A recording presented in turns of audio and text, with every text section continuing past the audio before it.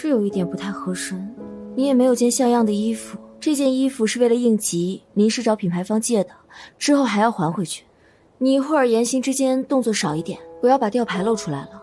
如果有人问起，你就说你在柳氏旗下公司做副总，不懂的别乱说。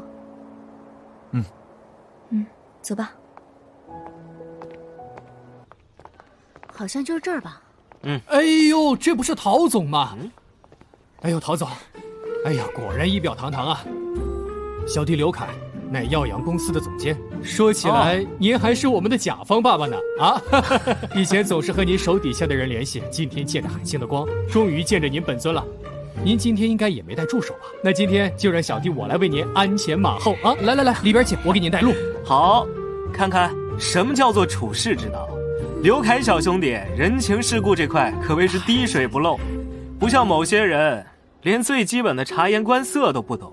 弱者才需要奉承他人，此般行径与小人有何异样？你骂谁小人呢？未曾指名道姓，你怎么就急了呢？刘总，你们柳家的家教一般呐，一个上门的赘婿都敢与人较劲了。好了，江峰不是这个意思。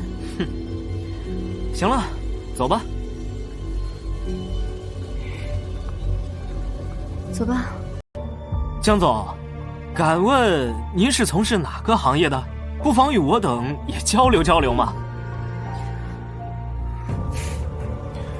这里是……莫非江总也是从事这餐饮行业的？正巧，鄙人认识聚仙一品的龙经理，不妨我把他请过来，你们两个一起交流交流经营之道吧。陶总，若不是您设宴在如此高档的地方，我们怕是这辈子都没有机会在这种地方吃饭。一会儿你一定得介绍龙经理与我认识认识，我好些朋友想订这里的位置都订不到呢。是啊，陶总，咱们今日可要敞开了喝呀，你可千万别心疼钱哦。哎呦，你说的这是哪里的话嘛？啊，大家今天啊尽管喝，全场的消费都由我陶某买单。待会儿啊，我就把他们这儿的龙经理叫过来，介绍给大家认识认识，一起喝上几杯。陶总果然非同一般呐！啊，居然连本市最顶级庄园的负责人都能够请到，待会儿我可得多敬您几杯啊！啊，陈飞，这道珊瑚银鱼是这里的招牌菜，你尝尝。还是让大家先点吧。哟，这招牌菜都着急点上了，来的目的很明确嘛。蹭婚礼酒席的我见过，这蹭妻子同学聚会的，我还真是头一次见啊。一顿饭罢了，何须蹭一样？只要陈飞想，聚仙一品没有他吃不了的东西。江峰，别说了。哎呦，好足的底气啊！看来今日有人抢着和陶总买单了。只是江峰，你看菜单的时候是不是没有注意到价格呀？这里随便吃一顿都得大几万，柳家给你那点生活费，怕是远不够吧？不如这样，咱们今天呢就依着他来。刚才的话呢也是他自己说的，咱们今天呢就点这里最贵的套餐，然后请江总买单。不错。江总刚才也说了，这聚仙一品就没有吃不起的东西，那我们就却之不恭了啊！waiter， 给我们按照18万8的标准上菜。好的，陶总。这里有20万，你拿着，一会儿买单。陈飞，一点钱财对我而言不算什么。江总，装出一副家财万贯的样子，到头来还不是靠女人。这闹这么半天，最后破费的还是柳小姐啊！哎呀，果真是个上门的赘婿啊！哎，这样吧，江峰，今天所有的消费，咱们两个一人一半啊，我帮你分担点，但是你不能用女人的钱，敢不敢？没兴趣。怎么怕了？说白了，无非就是怂呗，怕是兜里啊连个1000把块都拿不出来。点不起就说点不起，扯什么浪费粮食？陶总，我个人有义务提醒你，聚贤一品不提倡浪费，太过的话可能会被撤销 VIP 资格。你要是有雅兴的话，聚贤一品今夜拍卖会专场诚邀你来参加。哼，好吧，既然如此，大家又兴致正浓，那咱们不妨饭后换个玩法，拍卖，如何？奉陪到底。啊！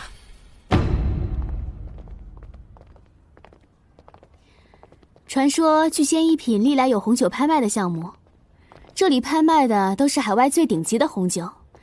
陶总，您今日是要带我们这些普通人也身临其境体验一番？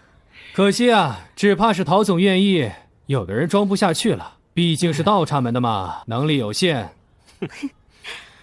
哎，江峰，你就说你敢不敢接吧？奉陪到底。好。各位，这瓶亨利罗曼尼干红是我们今晚的压轴拍品，起拍价100万，每次加价不得少于10万。各位，请出价。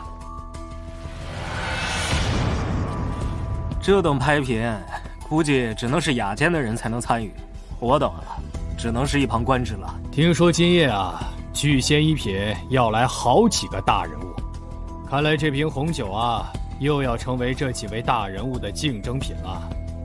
亲眼目睹此等盛况，我们今夜也算没有白来了啊！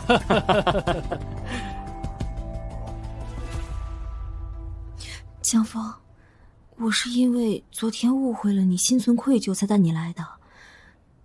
不要胡来了，一会儿下不来台，我可不会管你。陈飞，我心里有数。悠着点，咱们赚钱也不容易。哎呀，放心，要不了几轮，他肯定会落荒而逃的。哎，我出110万。200。哎，我说姓江的，你故意捣乱是不是？这拍卖都是10万10万的加价，哪有你这么狠的？不会竞拍就别瞎喊。哎，刘凯兄，这是拍卖嘛，每个人都有自由出价的权利。我出300万。500。赘婿就是赘婿，拍卖都是以万作数，他以为是500块吗？陈飞，怎么起来了？陈飞，这氛围多好啊！你是有什么事一定要现在走吗？别急嘛，我还等着喝你丈夫的亨利罗曼尼干红呢。对呀，陈飞，你们家这位出手如此阔绰，哪有一点赘婿的模样，俨然一副大老板的作态。你现在这么着急走，该不会是怕他一会儿付不起钱，带着你一起难堪吧？既然江总出手这么阔绰，又那么受欢迎，我就不在这里打扰他的雅兴了。只是陶总，我们家先生什么样的，我最清楚。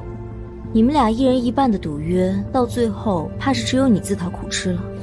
哎呀，陈飞，大家在一块热闹点吧，你又何必如此动气呢？再说了，这里可是聚贤一品，谁要是在这儿参与拍卖却拒不付款，定是连这扇门都走不出啊！哎呀，菲菲，咱们好不容易聚在一起，你就好好坐着嘛。再说了，这价格不菲的红酒，你可一定要尝一尝呀。知道你的未婚夫有本事，但是没有必要这样咄咄逼人吧？看来这样的聚会，我以后还是不参加了。哦，陈飞，你放心，今日一定不会让你失望的。富比心雅间出价500万，有没有加价的？500万？我本以为我王某已经是挥霍家财的一把好手，没想到真是山外有山，天外有天呐！区区一瓶红酒，竟然能喊到500万，这……王公子，这里可是聚贤一品，就是后面再加个0，都不足为奇。只是不知这位大人物到底是谁呀？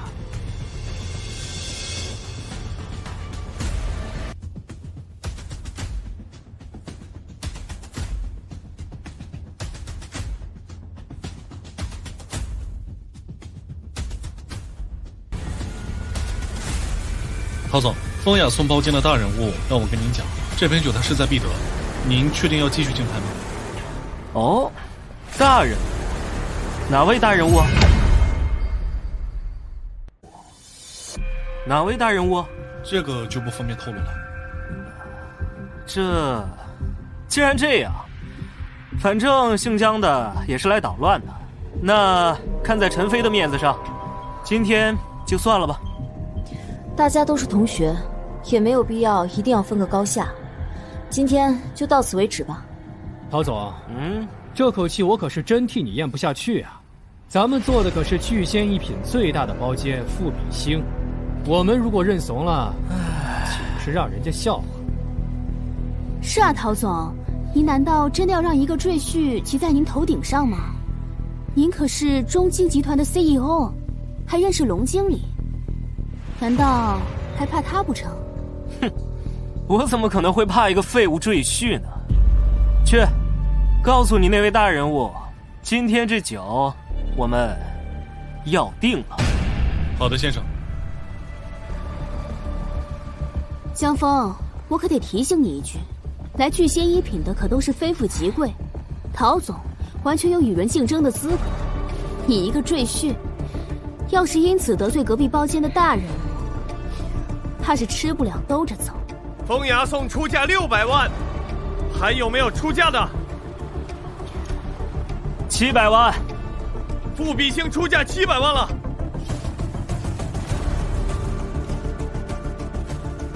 风雅颂出价了1000万，还有没有朋友加价了？今天将成为我们聚仙一品有史以来红酒拍卖的最高价格呀！好了，文生，咱们喝什么酒不是喝？别因为赌一时之气，白花那么多钱。再说了，这江峰平日都靠着陈飞养活，他哪来的钱啊？到最后还不是我们出吗？是啊，算了吧，陶总，看来那位大人物势在必得呀，我们还是避其锋芒比较好。好吧，那我们不拍了。慢着。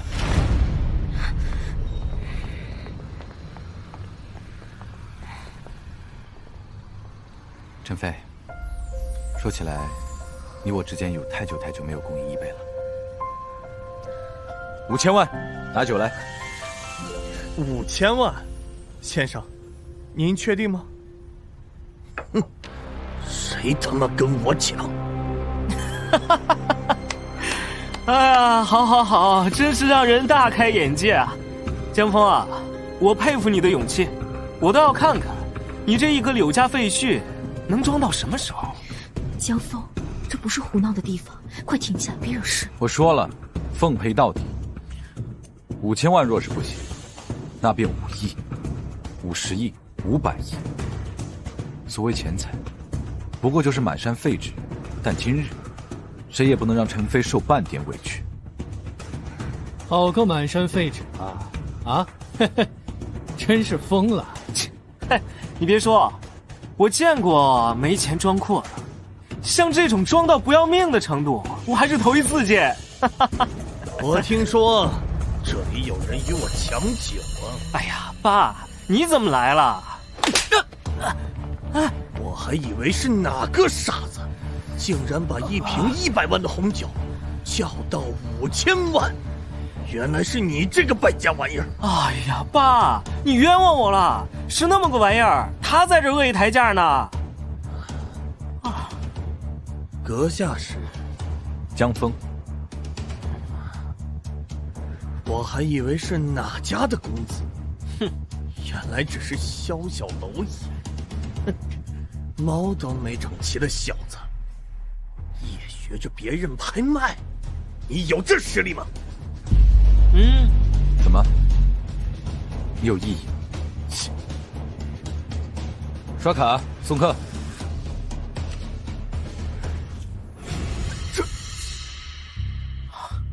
这难道是传说中的至尊紫金卡？什么？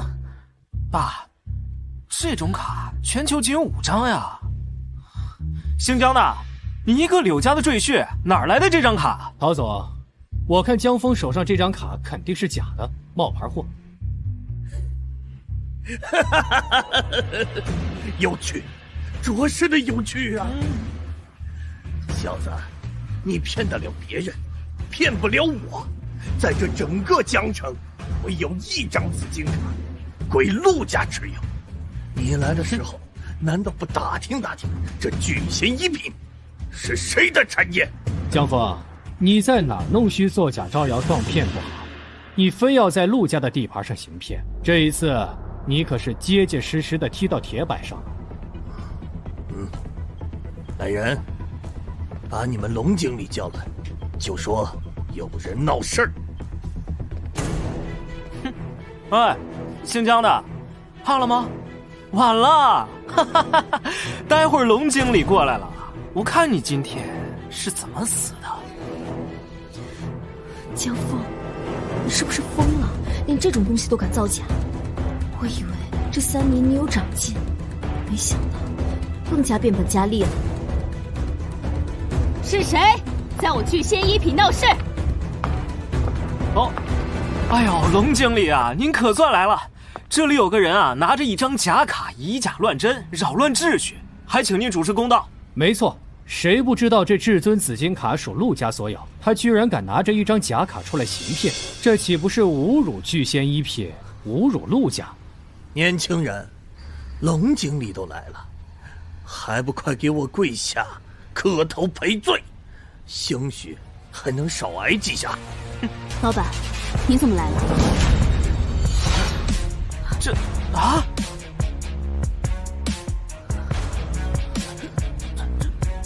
龙经理，你是不是认错人了？住口！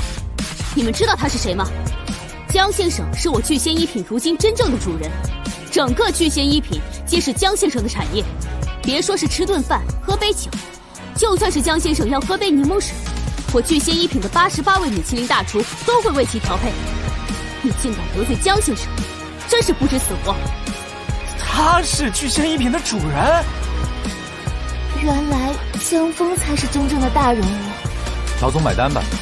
啊？你之前说所有的消费1人1半，现在总共5000万，该你处理1半。啊？什么？1半？你这个逆子，你要气死我吗？还不快跪下给这位江先生磕头道歉！快！对不起啊，江总，江哥，你饶了我吧！我要真给出这1半，我可就全完了呀！哎，江总，我狗眼看人低，你饶了我这一次吧，我以后再也不敢了。哎，江总，饶命啊！哎，不要啊！江总，饶命！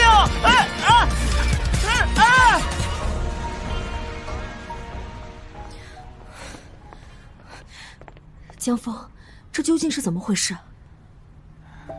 江先生，我早就发现您非同寻常，之前那些都是误会，您可千万不要往心里去啊。陈飞，都怪那个陶文生，我有很多话都没来得及跟你聊呢。江先生，果然人不可貌相，不知您是否方便留个联系方式呢？他日我定当登门拜访。是啊。不必了，要不是今日，又怎么能看出陈飞的同学里有这么多两副面孔的人？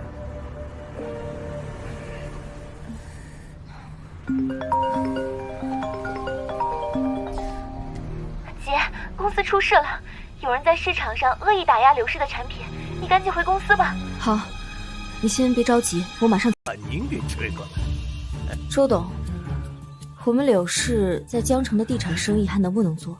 您给句话。刘总，这是哪儿的话呀？你们柳氏集团合理合法，什么时候轮到我来管了？我们就不绕弯子了。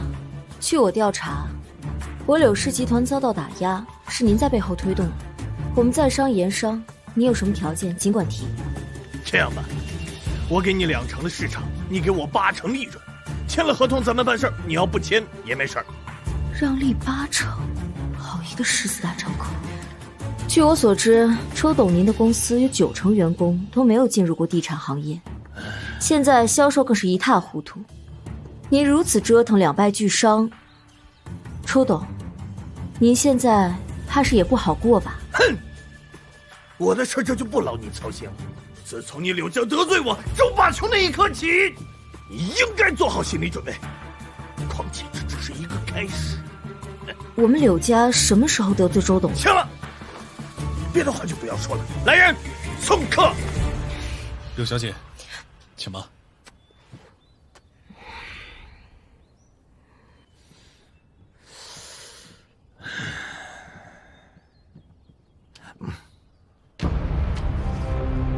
柳家赘婿，我要你死！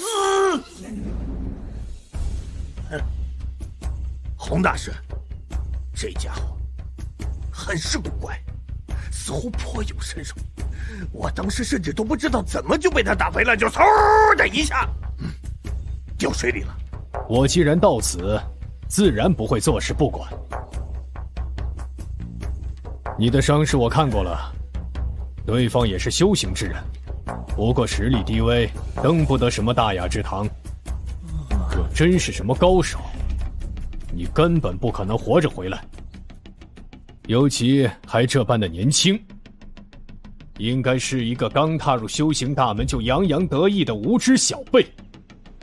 洪大师，那您对上此人，有几成胜算？杀他，何须我一根手指？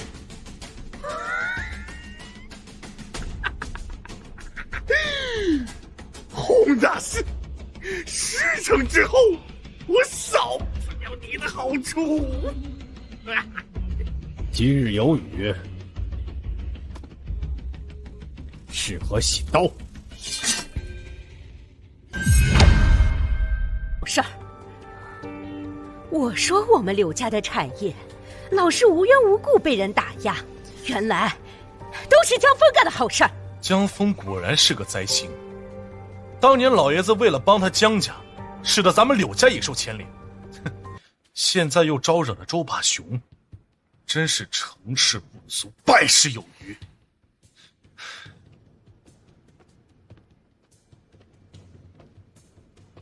江峰，你说你都干了些什么？哎妈，这是为何？江峰，你得罪周霸雄的事情我们都知道了，你到底在想什么？那可是周霸雄啊，这么大的事情，你怎么能背着柳家胡来？要不是柔柔告诉我们，我们都还被蒙在鼓里呢。周霸雄，看来上次的教训还是没让他长过记性。如果我没有记错的话，这件事的起因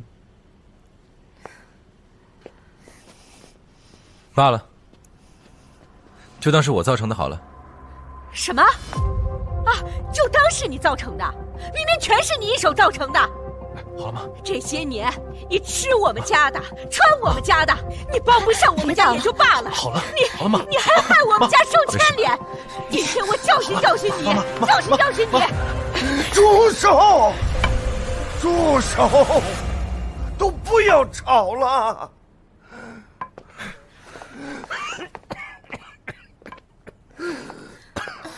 我来吧，爷爷，您去那边坐。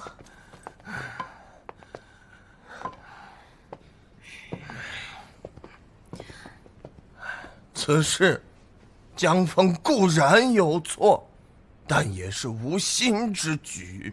像我柳家当年辉煌时，区区一个周霸雄又算了什么？难道他打压柳氏，柳氏除了求饶道歉就没有别的办法了？你们嘞，都应该好好反思反思。爷爷，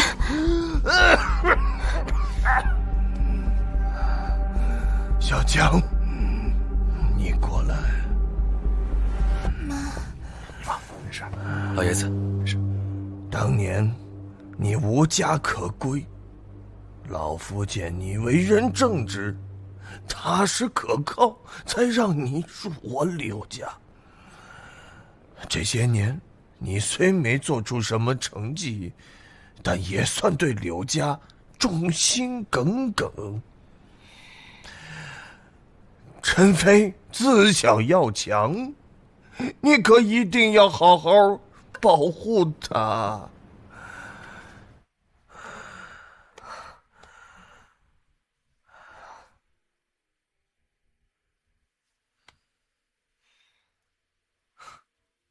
老爷子，您放心，没有人会分开我和陈飞。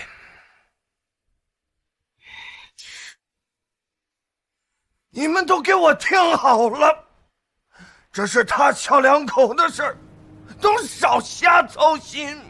与其有这个心思，还不如想想其他办法，看如何应对周霸雄那小儿的手段吧。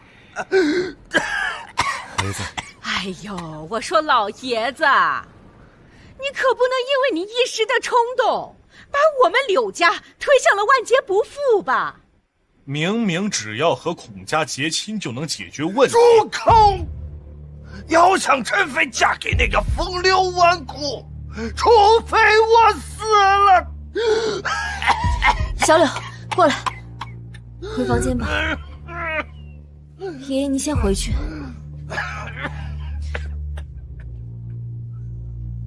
老爷子倒是个重情重义之辈，我手中若能有合适的药材，未必不能炼就一颗仙丹，为老爷子续命10年。家风，你跟我来。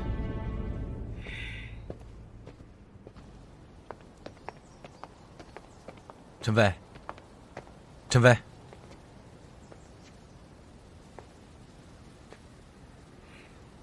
周霸雄的事情我会处理，但是你以后能不能别再给我添麻烦了？还有，我不会嫁给孔明哲，是因为我不会嫁给个人渣，跟你没有关系。你放心吧，陈飞，其实没有那么复杂。明天上午我去一趟，找周霸雄谈谈就是了。好了，你能不能不要再给柳家添麻烦了？所有事情交给我去处理。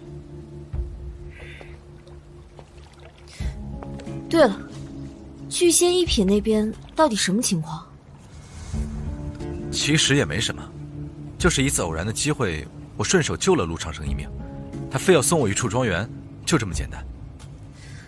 顺手救人？这个嘛，你就当我失踪的3年里闲来无事学会的吧。行了，我还得回去收拾收拾，去公司安定人心，不然都乱套了。你切记，别再给我添麻烦。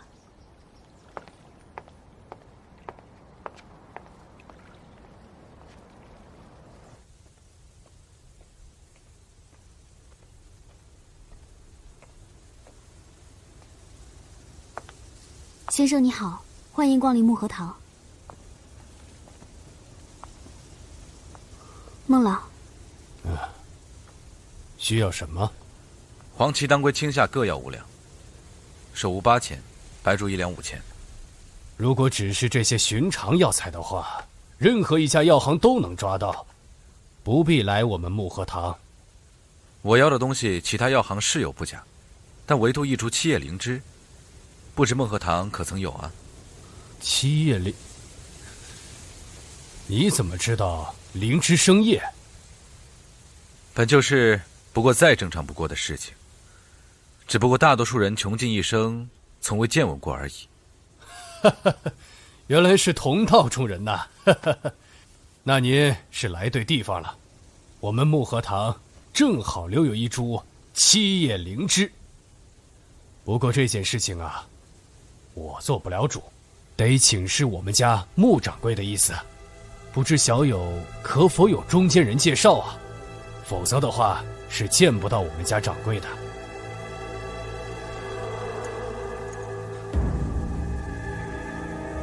此物如何？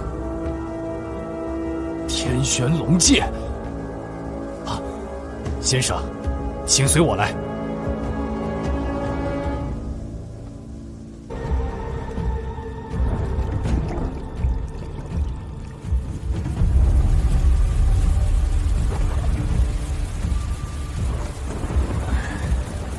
溧水道弘历。你们这是何意？不知道木荷堂正在与贵客做生意吗？闯到我的地盘就算了，居然还敢动手，难道是想破坏规矩吗？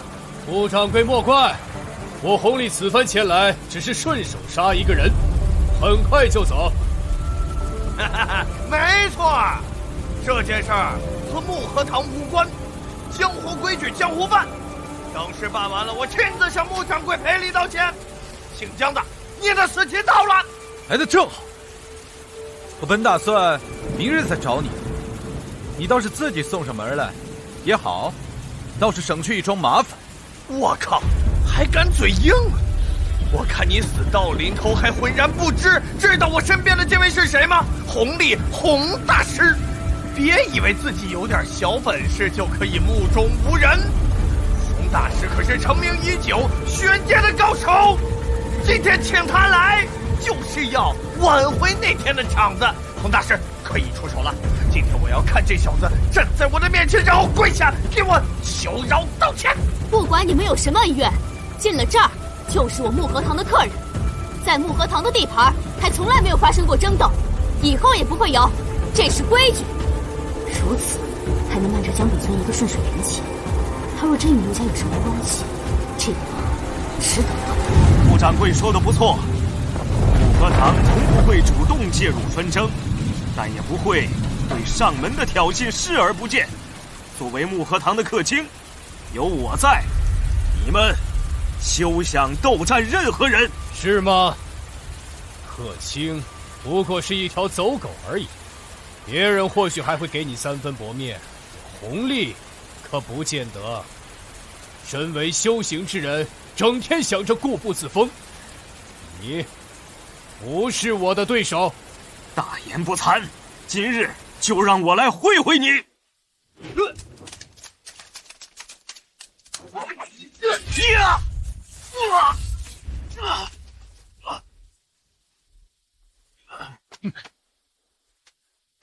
小子，你自行了断吧。弘历出刀，历来见血，你今天不死也得死。但以你的修为和实力，还远不够成为我刀下亡魂的资格。亮吧，我给你一个自断经脉的机会。是，杀人就杀人，废话干什么？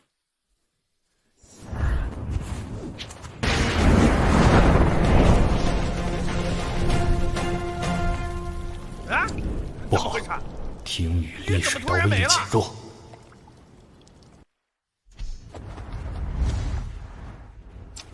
对付你，我绰绰有余。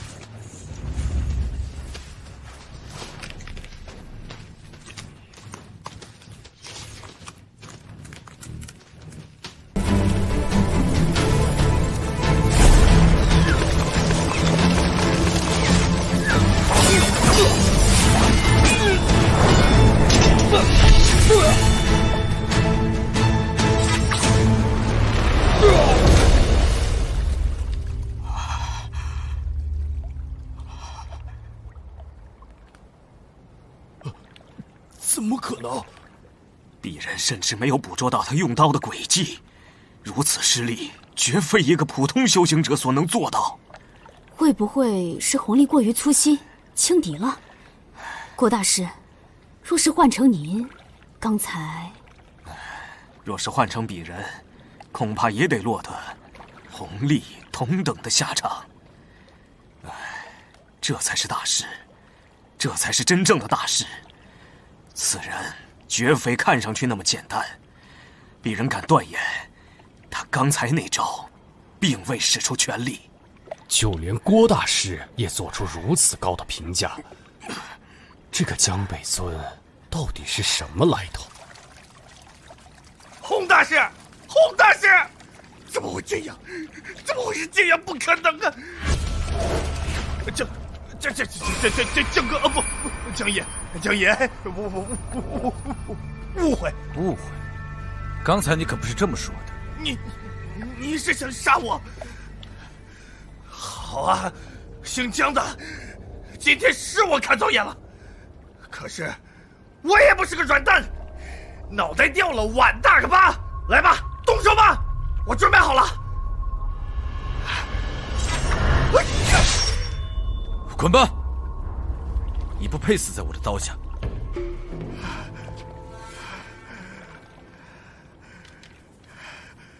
江哥，你倒是让我刮目相看了。今天，江哥不杀之恩，我周某。哎，天玄龙剑，你识得此物？整个江城，谁敢说自己不认识天玄龙剑？此剑一出，可以号令整个地下世界。哎呀，江哥，大水冲了龙王庙，误会一场啊！哎呀，哎呦耶！从此之后，我一定洗心革面，我就不打扰了。改日，我必登门抬罪。来人！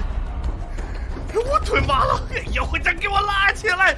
哎呀，把这个红莲给我拖走，别脏了我江哥的地儿！哎呀，江先生，您可真是给了我一个大大的惊喜呀！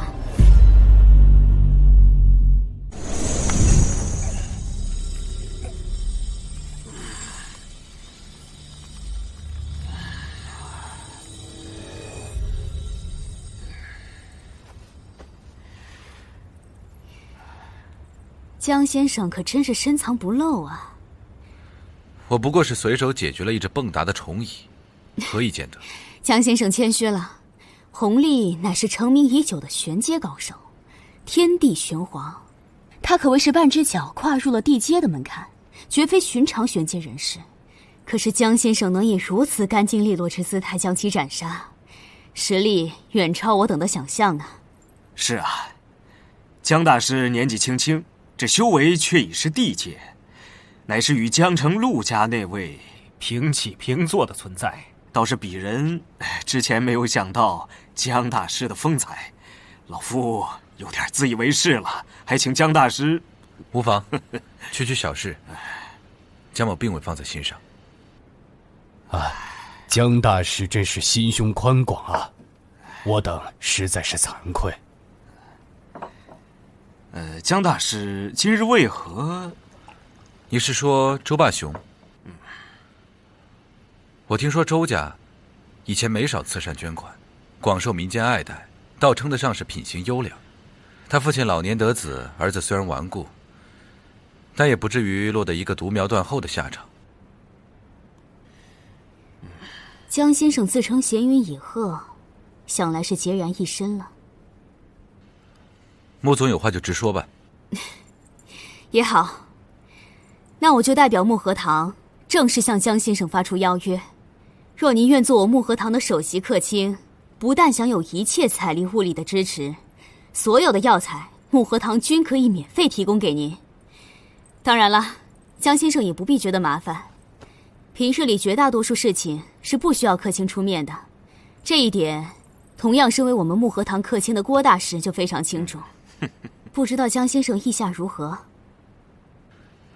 客卿就免了，我独来独往早已养成习惯，还望穆总见谅。只是有些遗憾罢了。没关系，之前谈好的那笔七叶灵芝，木禾堂分文不收，就当是送给江先生当见面礼了，还望江先生不要拒绝才是啊。这只不过有件事儿倒是得提醒一下你，这弘历死了，这事儿始终是个麻烦。若是没有我木禾堂在背后做支持，接下来这段日子江先生怕是有麻烦了。是啊，洪家乃江城3大家族之一，底蕴不容小觑。而洪立为玄阶巅峰级别的高手，他的死，令洪家损失惨重。这洪家恐怕不会轻易咽下这口气的。无妨，兵来将挡，水来土掩。我江北尊这一生，行事只问自心，从来不会忌惮他人是非。江大师有所不知，坐镇洪家的那位可是货真价实的地阶强者，其实力仅次于陆家陆老之下，非同小可。江大师虽同为地阶，但修行时日尚浅，老夫担心一旦发生冲突，江大师会吃大亏呀。不如这样，洪家那边我派人盯着，您这段时间就减少外出，有什么消息我就第一时间联系你。就算是整个洪家，在我眼里又何尝不是蝼蚁群居，不足为虑。好，我还有点事，就先走了。江先生住哪儿？若是方便的话，还请告知地址，日后也好联系您。我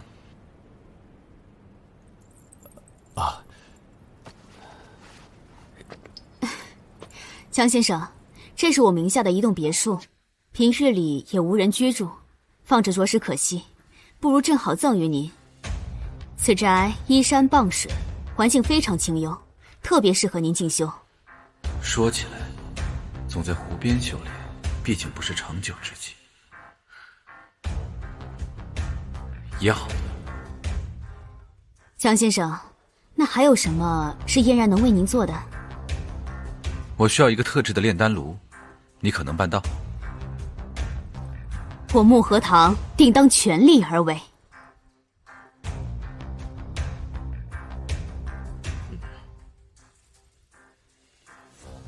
这今日只是要是传出去，江城恐怕要沸腾了。谁能想得到丽水道洪立会被一个来历不明的年轻人一招秒杀呢？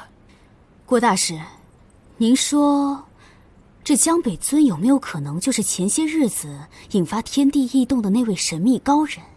莫掌柜多虑了，江大师虽然实力很强，但也仅限于地阶这个层面，而那位高人远凌驾于地阶之上。您是说传闻中的天阶？就算不是，多半也已经触摸到了那至高境界的门槛。漠河堂能结交到江大师这样的人物，已经是万幸。而那位神秘的高人，不是你我这样的凡夫俗子所能妄想的。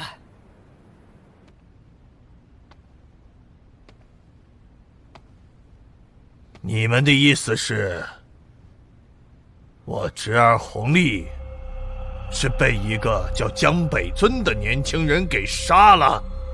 是，回家主，千真万确。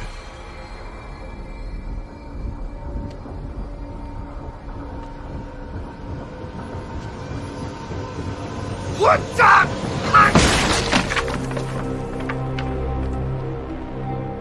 周霸雄死了就死了，可洪立是我洪家的中流砥柱。好一个江北尊，看来是老夫太久没有出手，使人忘记我洪冲霄之威了。教主，那您的意思是？此仇不报，誓不为人。江北尊，家主，据说今日洪立被杀，是江北尊所为。此事当真？验证过了，是真的。这位前辈的实力比我想象中更要深不可测。爷爷，现在外头都传疯了，都说洪立被一个叫江北尊的给杀了。您确定那个江北尊和我们之前打交道的那家伙是同一个人吗？这回你知道他真正的实力了吗？真的是他。不过就算他侥幸杀了洪立，也只能说明他和我一样是玄阶巅峰。爷爷，您可是地阶强者，何必放下身段？不过，这个弘历身手不凡，又常年在刀口舔血，怎么会死在一个无名之辈手中？莫非是爷爷您暗中帮衬了他，对不对？我，我倒也想啊。爷爷，您这是什么意思？好你个江北尊，都有人在木荷堂见到我陆家专属的资金卡了，肯定是爷爷暗中帮助的。下次见面，看我怎么收拾你。江北尊，几招便诛杀弘历，此人倒是个好苗子。若能收为己用，未必不能成就一番大事。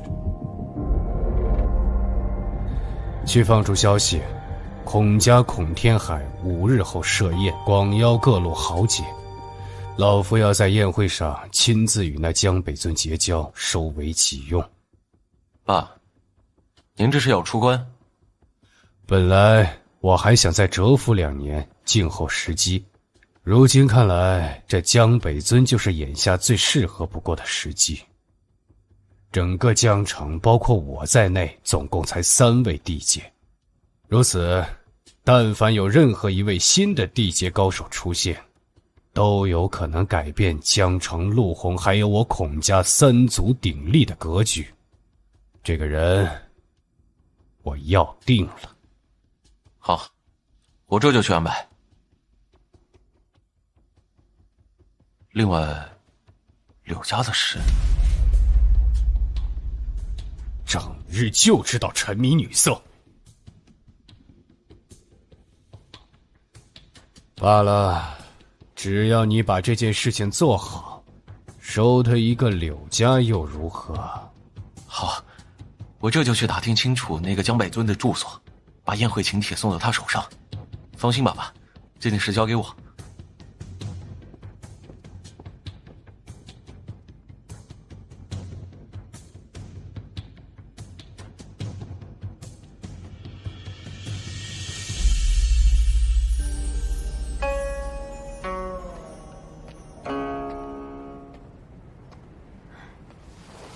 欢迎先生回家。江先生，是穆掌柜安排我们来的，今后由我们来照顾您的日常起居。慕容嫣然，他倒是有心。你们退下吧，我不希望被打扰。另外，转告一声，我交代的事情，让穆总亲自来一趟。是。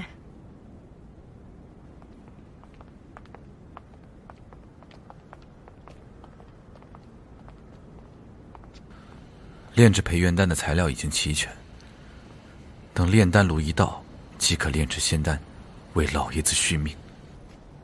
江北尊前辈在吗？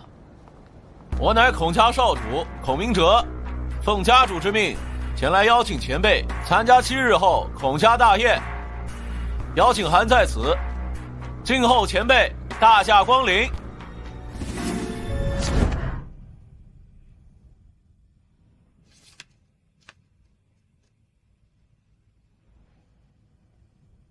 有趣。姐，你还是要去找周霸雄吗？前天白经理等人遭到他手下攻击，现在还在医院。我们再想想别的办法吧。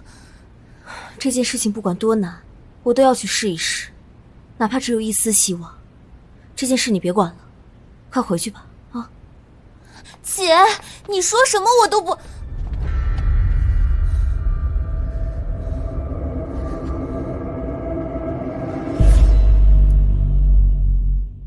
你先跑，我拦住他。柔，你别管，这件事我来解决。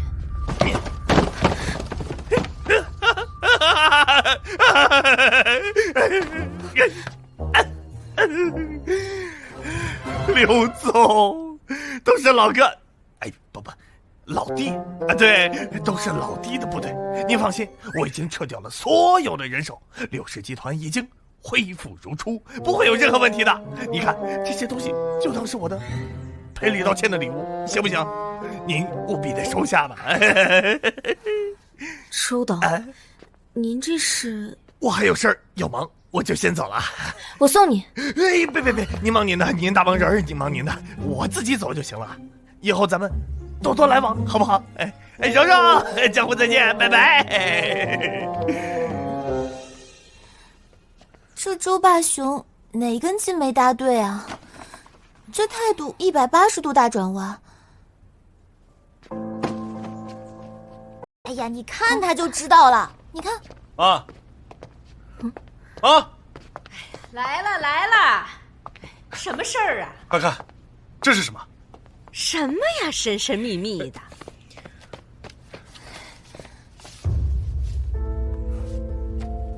操办，孔家家主孔天海要在江城举办一场宴会，并且指明让柳家承办此宴会。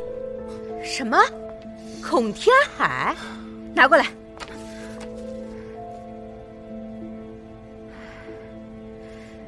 这孔家主不是都病逝好几年了吗？莫非是？没想到孔家主没死，而是隐居多年。我听说孔家主这次出关问世，是为了结交一位高人，叫江北尊。到时候，整个江城所有有头有脸的人物，全部都会到。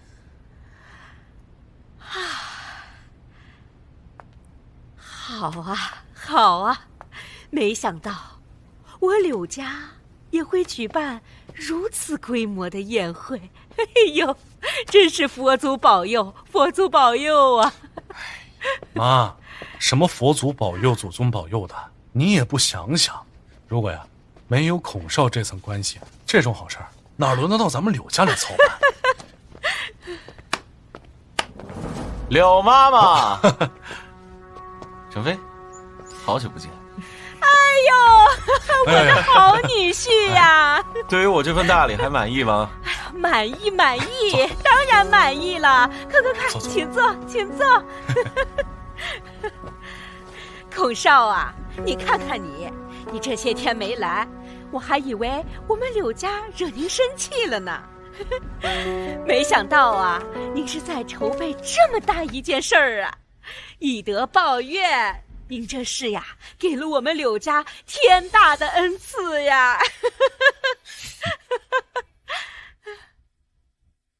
你笑什么呀？陈飞，过来。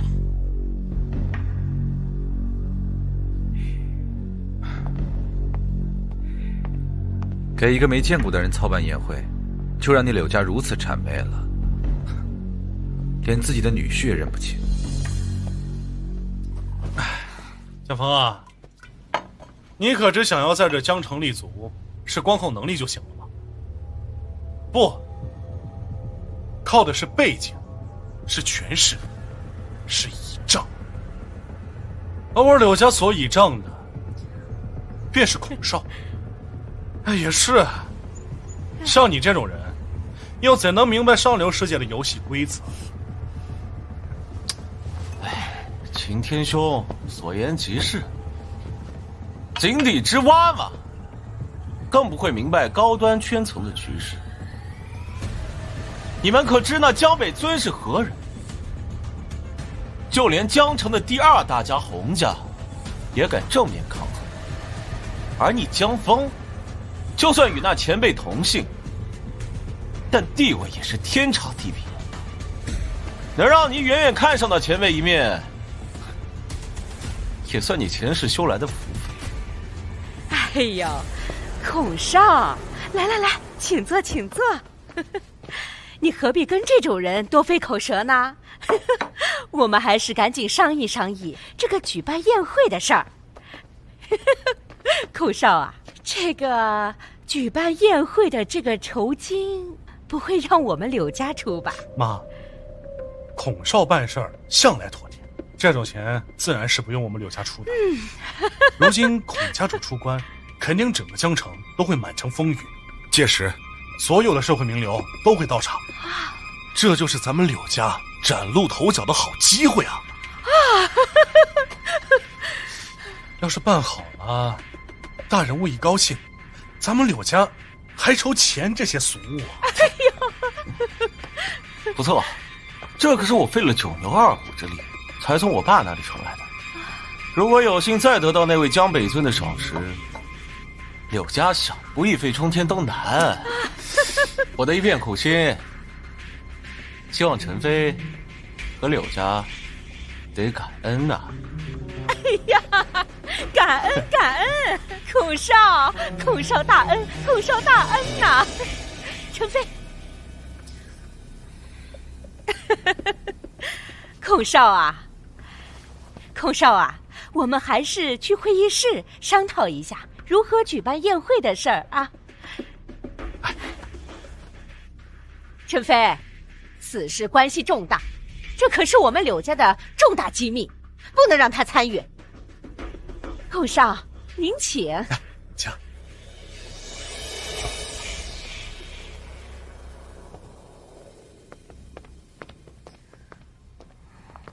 能让孔家不惜动用全部力气都要结交的人，那江北尊究竟是什么样级别的大人物啊？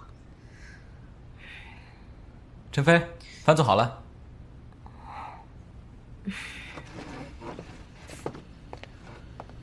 小心。这些都是你做的？对啊，还不止呢。你先坐。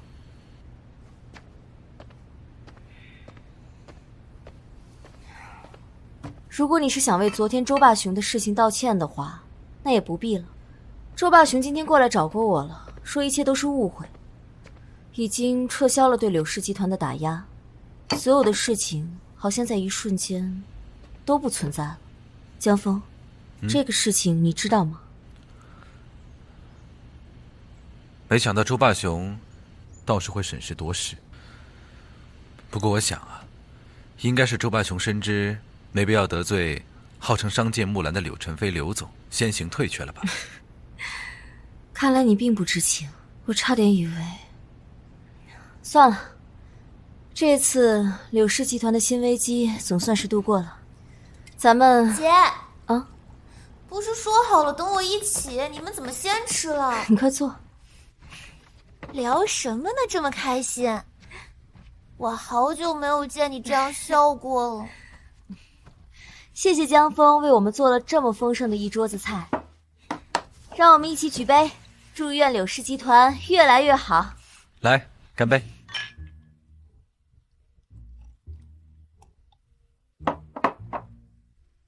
陈飞，来，尝尝，好吃的话，以后天天给你做。江峰，我姐要的不是什么家庭主妇，她需要的是能在外面帮助她实现振兴柳氏梦想的最佳拍档。你也就只能做个家务了。可怜我的姐，终究是个苦命人。好了，柔柔，吃饭还堵不上你的嘴吗？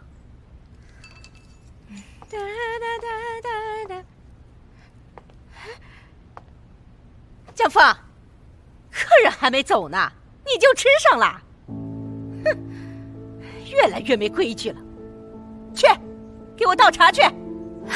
姐，我去，我来。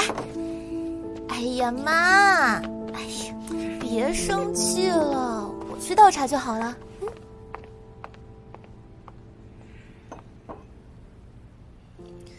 我知道，最近柳家和孔家确实走得比较密切，但是身处在我们这样的家庭，确实有很多的无可奈何。毕竟，他们是我的亲人。江峰，我明白。我不在乎任何人，我只在乎你。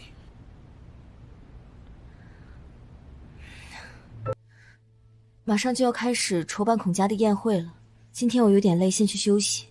你也早点休息吧。你要是不想做，就别做了。不，这次机会来之不易，整个柳家都十分重视。筹办这次宴会，说不定能认识江北尊，还有其他的一些大人物。就算说不上话，也能打个照面，岂有不办之理？那如果说我就是那个大人物，陈飞，你会相信我吗？又来了。你们俩除了姓氏一样，还有什么一样的？再说了，我并不向往什么北尊那样的生活，那种层次离我们太缥缈了。我只想靠自己，让柳家更好，让柳氏集团更好。我明白了，陈飞，不管你做什么选择，我都支持你。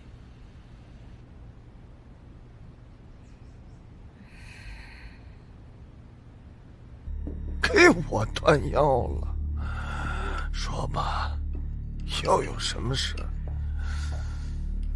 爷爷，南康老宅，你打算留给我们3个谁啊？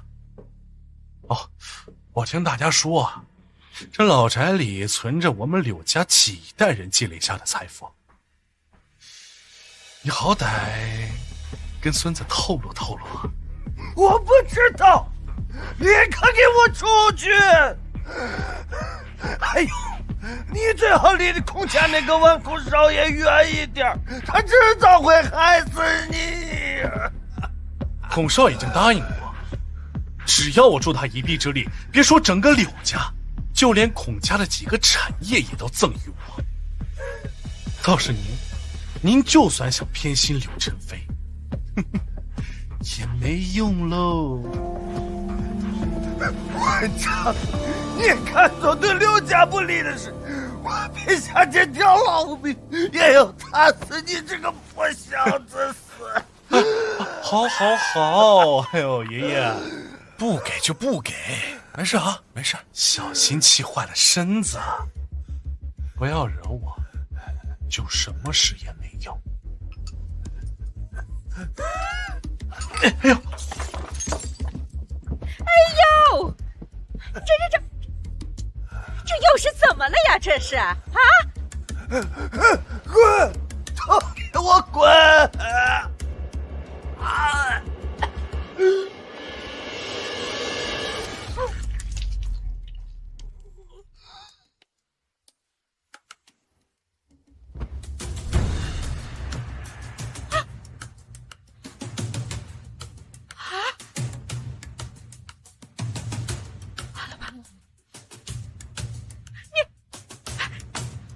你这混账！你把爷爷给气死了啊！你这怎么办啊？怎么办？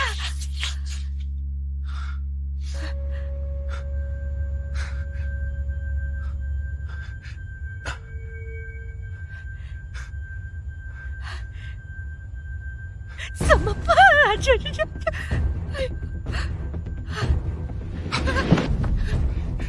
要说这老东西还是早点死比较好，不然阻碍了我们柳家和孔少的定亲才是大事。你想，要是他还在，他不在了，柳家不是咱们说了算吗？对吧？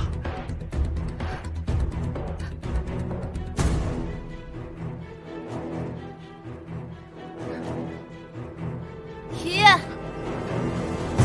爷爷怎么了？爷爷，你怎么了？爷爷，你怎么了？你们把爷爷怎么了？怎么了？你问我，我问谁啊？我就问你怎么了啊？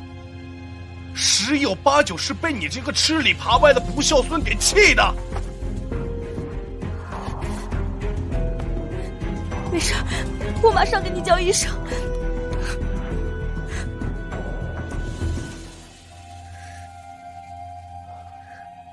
林医生，我爷爷他怎么样啊？刘老爷子常年操劳，身体机能丧失，已经时日无多了，恐怕也就这2天了。唉。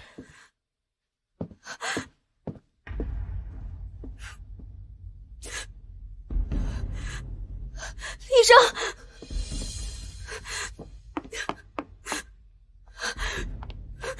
哎，陈飞，怎么样？医生说爷爷快不行了，爷爷这次真的撑不住了，该怎么办？其实老爷子未必没得救。真的？陈飞，你还记得吗？我跟你说过，我略懂一些医术。老爷子现在身体状况，或许我可以试上一试。好，放心啊。好，别着急。我怎么不知道我们家的废物赘婿学会了医术？刘正飞，爷爷剩的时间不多了，你不信医生，信这个废墟，你就不能安心的让老爷子走完最后一程吗？就是呀，一个满嘴跑火车就知道废话的人，他能有什么办法呀？切！事关紧要，我先去准备医药。振飞，打起精神来，啊！我想我有把握救回老爷子。放心。